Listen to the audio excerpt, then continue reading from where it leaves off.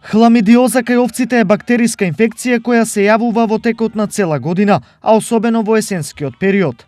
Се работи за болест која се пренесува од дивите птици и диви голуби, а опасноста од оваа инфекција најчесто е абортусот. Се карактеризира со масовни аборти кај овците. Значи, овците абортираат и характерно е дека во овој период, некаде од мај до ноември, се заболуваат овците и тие се апатични, постојано лежат, не се хранат, страда дигестивниот систем, а исто така и болеста ги напаѓа дишните патишта, со што неретко се среќаваат исцедок од носот, потоа зголемена температура и оние сјагни овци многу често абортираат. На кој начин треба да се заштитат и која е превенцијата за да не дојде до несакани последици? За оваа болест има лечење